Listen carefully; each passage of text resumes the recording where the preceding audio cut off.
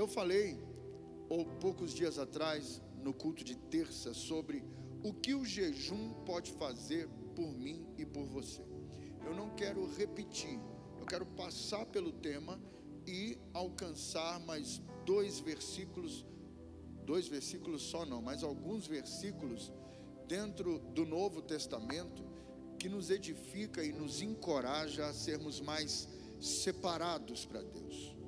É tempo de se separar para Deus, é tempo de se esconder literalmente debaixo da mão poderosa do Senhor.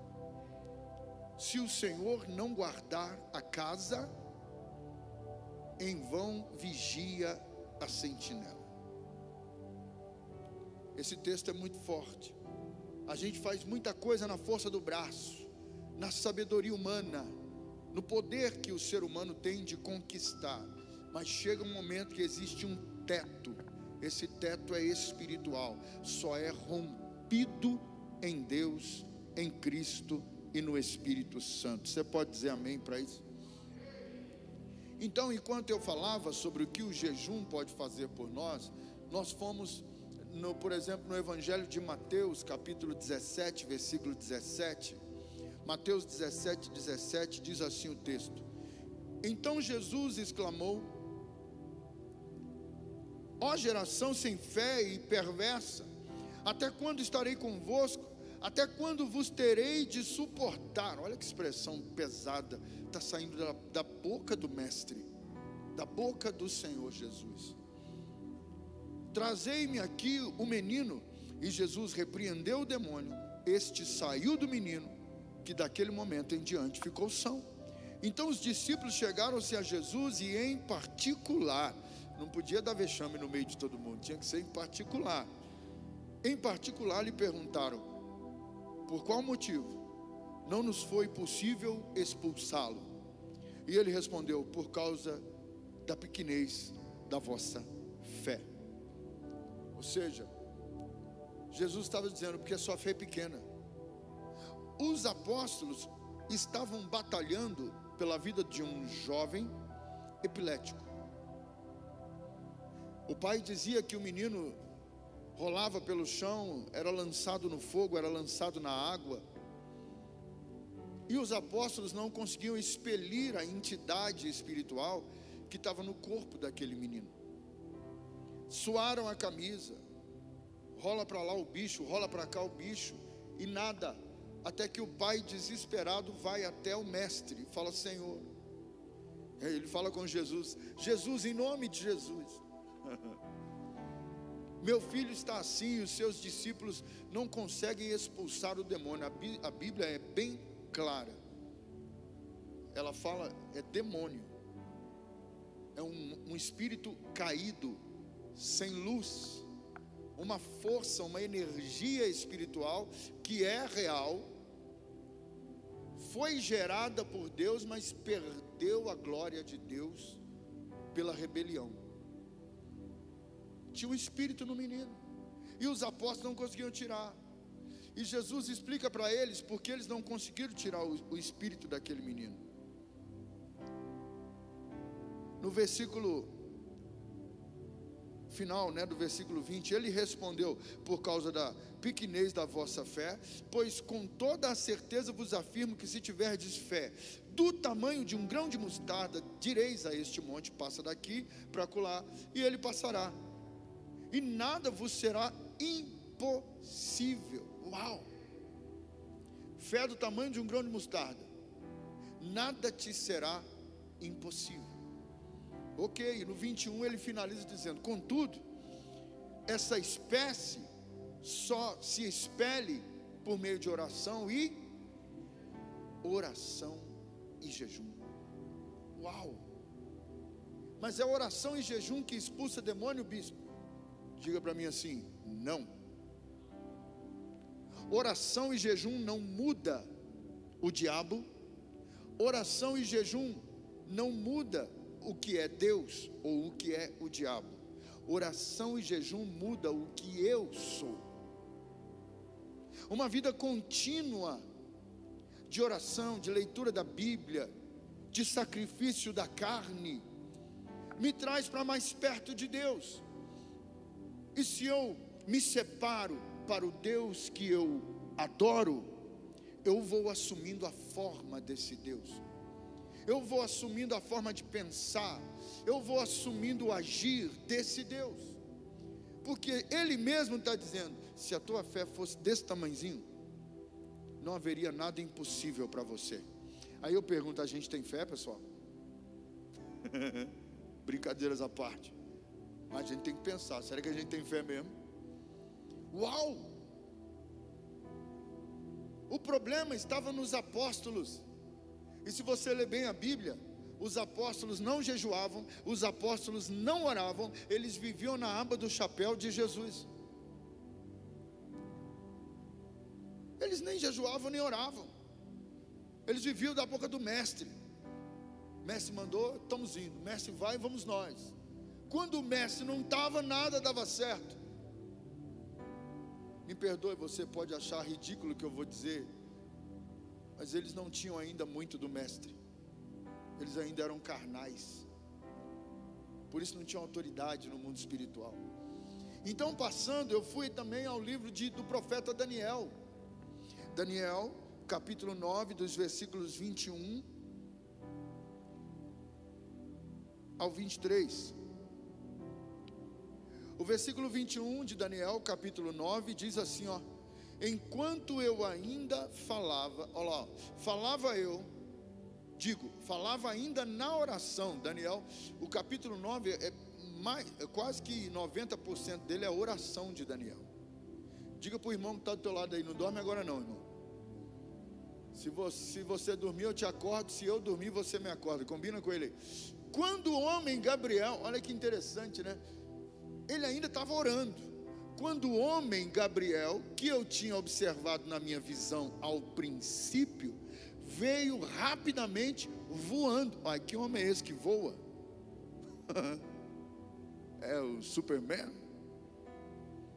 Não, é o anjo mensageiro, o anjo da mensagem. Gabriel, ele vem voando e me tocou a hora do sacrifício da tarde, 18 horas ou 15 horas. Cada 3 horas é momento de busca, cada 3 horas, viração do dia, né? Pode ser 15 horas ou 18 horas. Mas 18 horas é noite, então ficamos com 15 horas. 15 horas da tarde, porque Daniel orava 9, meio-dia e 15 horas. 3 vezes ao dia Daniel orava. Estamos bem, pessoal? Ou estamos mais ou menos? 15 horas da tarde, Daniel está orando, clamando a Deus, se humilhando. Leia em casa a oração do capítulo 9 de Daniel, pedindo a Deus perdão, misericórdia pelos pecados. Aí vem o anjo Gabriel, o mesmo que anunciou a gravidez proveniente do Espírito Santo a Maria. 2 pessoas extremamente importantes que a seu tempo conseguiram atrair o olhar e a atenção de Deus. Um, porque clamava por uma nação, e outra que nem sabia, mas seria a mãe espiritual e biológica do Salvador da humanidade. Uau, isso é muito sério. Concorda comigo que é sério, Bernardo? Versículo 23. Assim que iniciaste as tuas orações, o teu clamor, houve uma resposta e a ordem para que eu viesse entregá-la a ti pessoalmente, pois tu és muito amado. Como eu estou só explanando, olha que coisa interessante.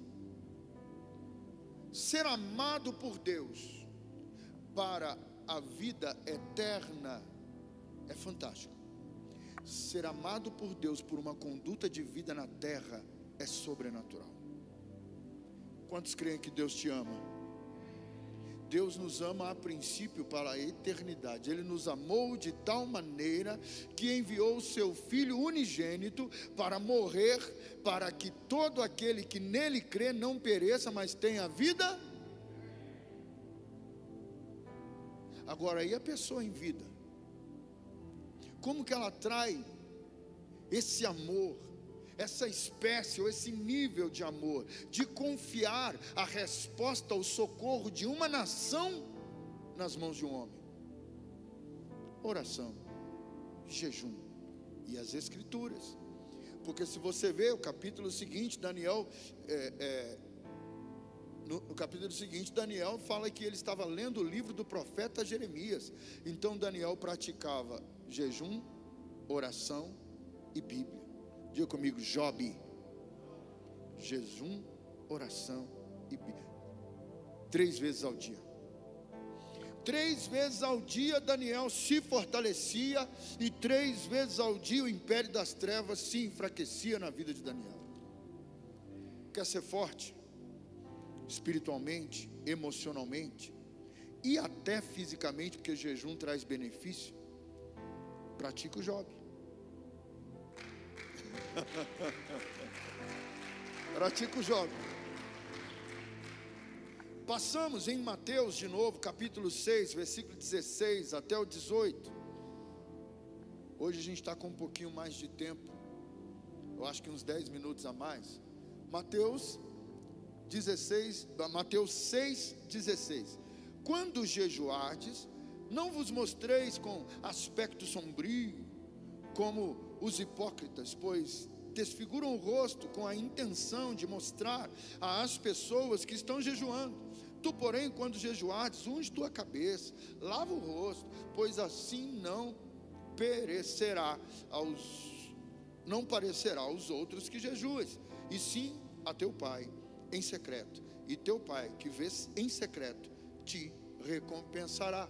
Sabe o que significa tudo que nós acabamos de ler aqui em Mateus 6,16? O jejum só me traz benefício se é uma coisa minha, particular, pessoal, não é em grupo. Só me traz benefício se ninguém souber. Mas deixa eu dizer uma coisa, nós somos sujeitos à autoridade, amém? Então, meu pastor, meu bispo, meu líder, estou num propósito de jejum, tu me abençoa, vai que é tua. Só dele falar, está abençoado. Agora, ninguém além do teu pastor, do teu líder, do teu missionário, precisa saber que você está jejuando. Existem pessoas que começam o jejum. Como é que está, irmão? Nossa, que luta. Comecei a jejuar, o inferno se levantou. O que é isso, irmão? Ele acabou de receber a recompensa, porque alguém reconheceu que ele estava jejuando. Do céu não vem mais recompensa.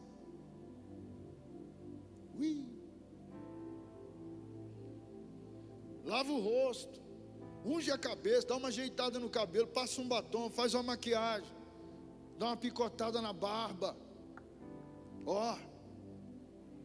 Tudo bem, irmão? Maravilhosamente bem. Vamos comer uma feijoada? Fique à vontade, hoje eu não estou disposto, mas daqui a alguns dias eu venho. E dou maior prejuízo. Né? Falar em feijoada, estou parando. Estou preocupado com o corpo. Na verdade daqui a pouco é 4.9. O corpinho é de 20, o rostinho é de 17, mas é 4.9 daqui a pouco. 30 de novembro, 4.9. Meu Deus do céu. A cor engana, viu, pessoal? E quando eu pinto o cabelo, aí que eu pareço ter 16. Então nós passamos nas últimas pregações, nós passamos por aqui. É importante ou não leitura, jejum e oração? Olha que coisa fantástica.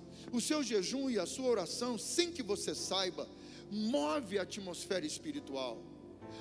O anjo Gabriel vem até Daniel, mas também o cara orava 3 vezes ao dia, irmão. Meu Deus do céu. Eu conheço gente aí que passa 8 horas em oração. O que não acontece com essa pessoa? Enquanto uns estão vendo rato e barata, outros estão vendo anjo. E a diferença não está na pessoa, está no que a pessoa faz. Deus não vê ninguém diferente de ninguém, mas Deus vê as atitudes diferentes de cada um de nós. E essas atitudes de jejum, oração e Bíblia, elas quebram resistências. Elas quebram resistências espirituais. O inferno, o maligno, tem que ceder, tem que liberar o que é seu. Quando que vai ser, bispo? Isso eu não sei. O anjo disse a Daniel: desde quando você começou. Lá no que a gente conhece no capítulo 10 como jejum de 21 dias, Daniel não tinha proposto fazer um jejum de 21 dias. Ele apenas começou jejuando todo dia e orando 3 vezes ao dia. Não tem quem aguente. Foi o Gabriel, foi Astarote, o príncipe da Pérsia, até Arcanjo Miguel foi convocado para entrar na batalha de Daniel. E quem é que está entrando na tua batalha? Depende do quanto você está se separando para Deus. Tem pessoas que estão vivendo batalhas que o inimigo está o tempo todo em pé na porta dele. Não diga amém agora não, espera aí, segura aí. O inimigo está o tempo todo em pé na porta dele. E a Bíblia diz: as portas do inferno não. Mas tem gente que o inimigo está o tempo todo na porta dele. É confusão dentro de casa, é briga, é discussão. O marido fala A, a esposa fala 3B, o pai fala A, o filho fala 4B. E é aquela papagaiada, e papapá, confusão. Vai na hora de jantar, um pega o prato, enfia para dentro de um quarto, outro pega outro, para dentro do outro quarto. E sem conversar, sem orar, sem dar graças a Deus pelo alimento. Quem que está batendo na porta dessa casa, pelo amor de Deus? Eu desafio você, pega pelo menos uma vez na semana, junta a família, pega o Salmo 91, Salmo 23, já que gosta de ficar aberto ali, né?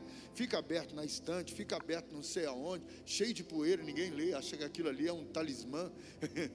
Mas vamos lá, pega o Salmo 91, lê em voz alta, dá as mãos como família. Senhor, muito obrigado por essa casa, por essa família, o Senhor é bem-vindo aqui, amém. Custa. E eu tenho certeza que se você começar assim, daqui um tempo, esse ajuntamento vai durar 3 horas. Eu e minha esposa, logo no início da nossa conversão, nós começávamos a orar. A gente nem sabia orar direito, mas 9 horas da noite. Aquele negocinho maneiro, aquele negocinho sem fogo, meia pedra, meio tijolo, água de fubá, né?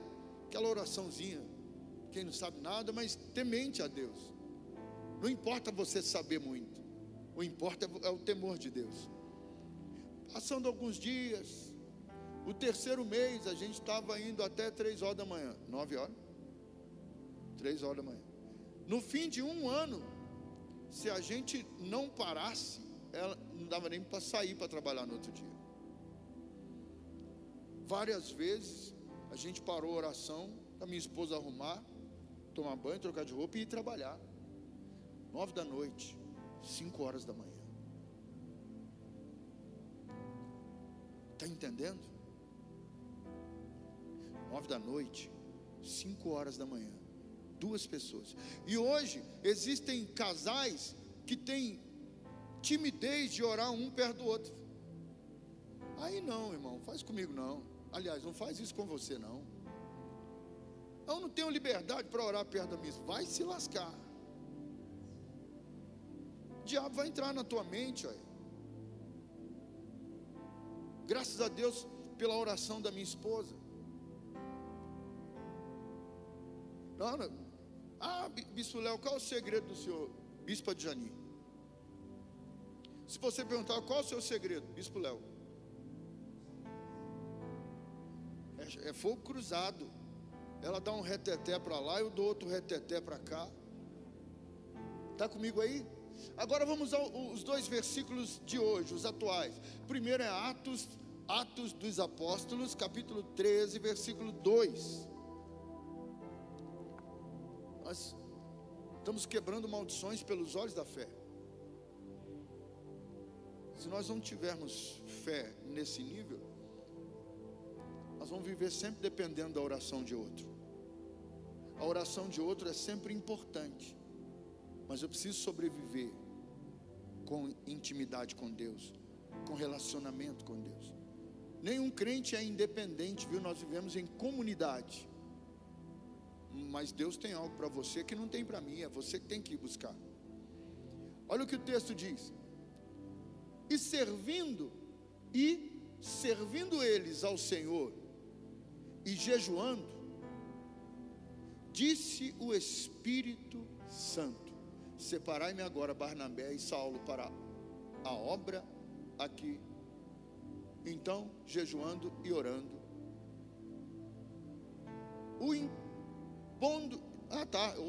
então jejuando e orando, e impondo sobre eles as mãos, os despediram. Interessante, eles estão servindo a Deus, e ao mesmo tempo que eles estão fazendo a obra de Deus, eles estão em oração, eles estão em jejum. E aí o Espírito Santo vem dar uma direção fantástica, ministerial para eles. Tem muita gente dentro de casa com a mão na cabeça, rodando para lá e para cá, que nem peru na época de Natal. Meu Deus, o que eu vou fazer? O que eu vou fazer? E Deus está esperando assim: o que você vai fazer mesmo? Porque a chave que abre as comportas do céu é jejum e oração. Não se mova carnalmente, não se mova abruptamente, achando que você é senhor de si mesmo. Não, somos dependentes do Senhor, e a chave que o Senhor nos deu para trazer a direção dEle, para envolver o reino dEle na nossa batalha, é o jejum e a oração. Eles estão lá, e agora, quem que a gente manda? Como é que vamos resolver esse problema? Trabalhando, mas em jejum e oração. O Espírito Santo interfere no meio daquela confusão e dá a direção. E aí eles vão e impõem as mãos, unge Barnabé, né? E envia. Por que não pode ser assim na tua vida? Por que não pode ser assim na tua vida profissional, financeira, no teu casamento, na tua vida ministerial? Sem o Senhor nós não podemos nada, amém, igreja? O que nós podemos tem limite. O que nós podemos em Deus é ilimitado. E eu repito, o que nós podemos tem limite, mas o que nós podemos em Deus é ilimitado. É a ação do reino da luz no meio do reino dos homens. E o último texto também é Atos 12, versículo 4. E como eu vou finalizar, nós vamos até o 8. Atos 12, 4. Tendo-o feito prender, lançou-o no cárcere, entregando-o a 4 escoltas de 4 soldados. 4 vezes 4 é quanto? 16, 18, 20, eita, 16. Cada uma, 4 soldados cada um, para o guardarem, tensionando apresentá-lo ao povo depois da Páscoa. Ou seja, iam matar o apóstolo depois da Páscoa. Passa, versículo 5. Pedro, pois, estava guardado no cárcere, mas havia oração. Que tipo de oração? A Deus por parte da igreja a favor dele. Tem hora que a batalha, tem hora que a luta, a guerra, se você olhar com um olhar natural, você morre lá. Mas nós somos igreja. Você comunica com o seu líder, comunica com a sua equipe. Gente, entre em oração por mim que eu estou em batalha. Não tem como não ter vitória. Estavam mantendo Pedro preso. Depois da Páscoa, Pedro ia assim, ó. Ele foi, mas não aquele dia. Versículo 6. Quando Herodes estava para apresentá-lo naquela mesma noite, Pedro dormia entre 2 soldados. Já apareceu mais 2 soldados. A vigilância sobre Pedro era muito forte. Acorrentado com 2 cadeias, e sentinelas à porta guardavam o cárcere. Versículo 7. Imagina isso. A quantidade de soldados. Ele estava acorrentado com duas voltas de correntes. impossível de sair. Já se viu numa situação impossível de sair? Ó, mas o que estava acontecendo pela vida de Pedro? Oração sem cessar, incessante oração.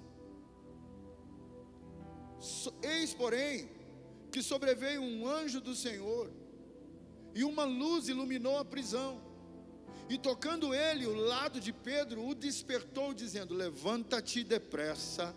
Então as cadeias caíram-lhe das mãos. Uau! Deixa eu tentar ilustrar isso aqui para você ter mais entendimento.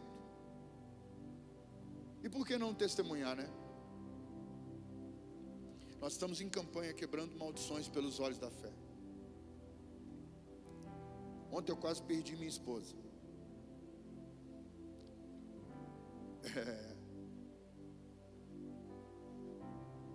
Pressão nas alturas, tonteira, ânsia de vômito, o lado começou a doer.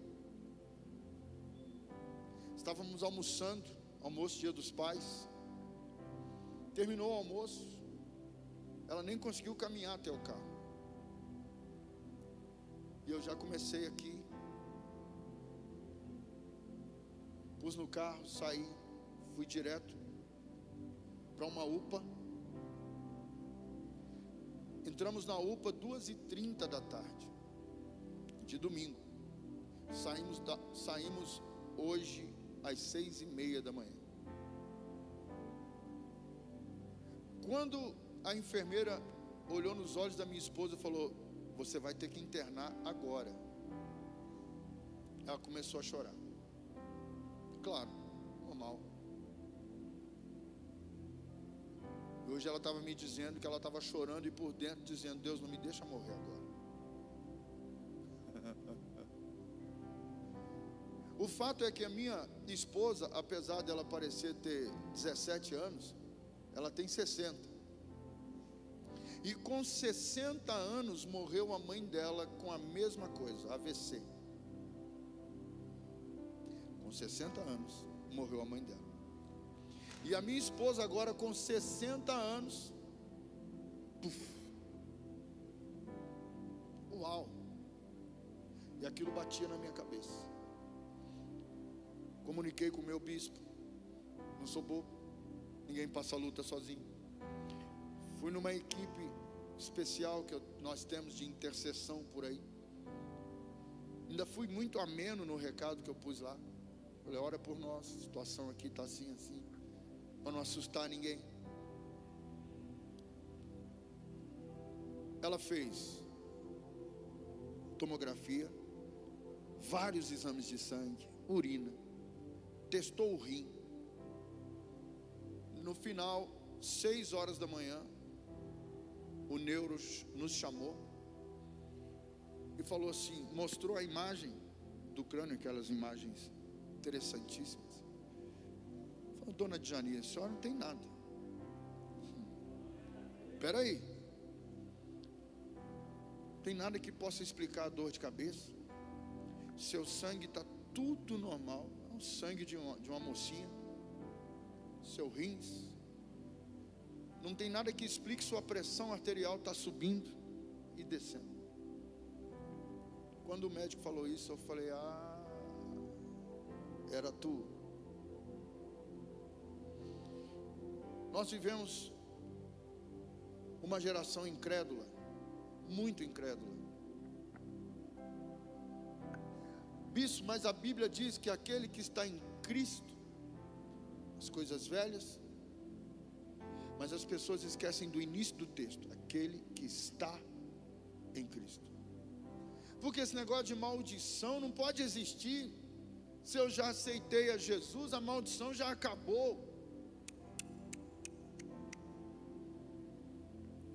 Está cheio de homem e mulher de Deus morrendo pelas mesmas enfermidades que os seus antepassados morreram.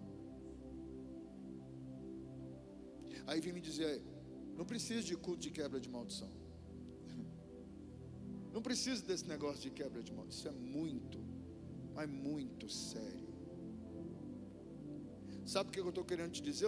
Eu estou dizendo abertamente: o espírito familiar que habita na árvore genealógica da família da minha esposa veio buscar mais um.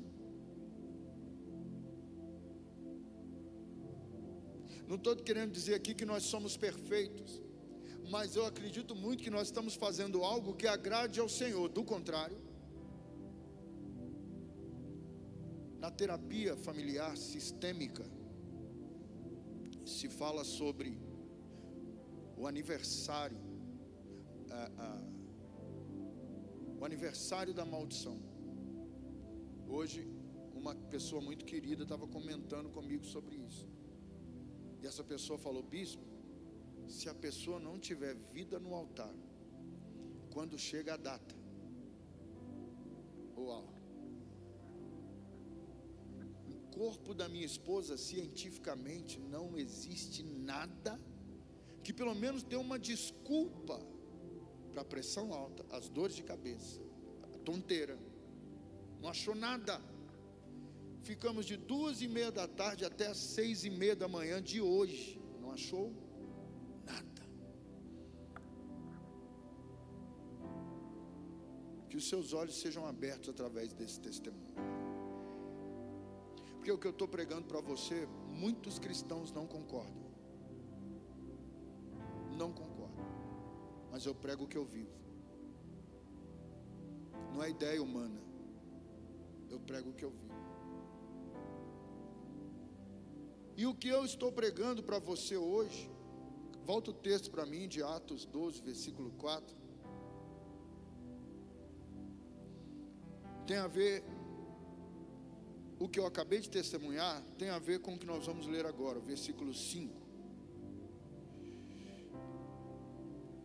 Assim, Pedro, pois, estava guardado no cárcere, mas havia oração incessante. É o 6, agora acho que agora é o 7, né? Nós já lemos, versículo 7. Eis, porém, que sobreveio um anjo do Senhor, e uma luz iluminou a prisão, e tocando ele do lado de Pedro, o despertou, dizendo: levanta-te depressa. Então as cadeias caíram-lhe das mãos. Primeira coisa, Pedro já havia começado a orar e jejuar, porque depois que Jesus subiu aos céus, os apóstolos começaram a orar e jejuar. Pedro é preso e a igreja está orando incessantemente por Pedro, em intercessão. Sua família precisa da tua intercessão, a igreja precisa de intercessão, cada indivíduo precisa de intercessão, e ter uma vida de oração, e isso protege, isso protege. Pedro, o anjo entra, a luz resplandece sobre as trevas. Se desse para eu criar uma imagem aqui agora, de uma pessoa acorrentada, num lugar escuro, tenebroso, cheio de coisas ao redor, e de repente o anjo chega e toca do lado do acorrentado, as cadeias, as correntes, as duas voltas de corrente se quebram e caem. É o poder de Deus que está alocado à igreja. Por que a gente não ora? Por que a gente não jejua? É porque o inimigo de nossas almas nos impede de orar e jejuar, porque assim ele ganha território. Mas o inimigo não vai ganhar território na tua vida. O inimigo não vai ganhar território na tua casa, na tua família, na tua saúde, nas tuas finanças, porque você conhece o caminho. Esse é o caminho. Bíblia, jejum e oração. Bispo, como que eu jejuo? Se você nunca jejuou, querido, comece devagar, seja humilde. O que for sacrifício para você tirar do teu alimento e se abster, faça. Eu vou tirar tudo. Se você nunca fez, não tira tudo. Tira tudo não. Comece com o cafezinho. Tem gente aqui que se tirar o pretinho, ui, Jesus, ó. Comece com ele, aquele pãozinho com aquela manteiga, Jeová. Não é para o resto da vida não, é só alguns dias, né? Comece devagarzinho. E aí você vai ganhando corpo espiritual, forma espiritual. E as cadeias de maldição vão se quebrando, vão se quebrando. O diabo entra porque não tem jejum e oração. E não é porque o diabo não entra numa casa porque tem crente. O diabo não entra porque na casa do crente tem jejum e oração. Título não mantém ninguém seguro. O que nos mantém seguro é a atitude relativa ao título que temos. Quantos são crentes em Jesus Cristo aqui? Recebe essa palavra?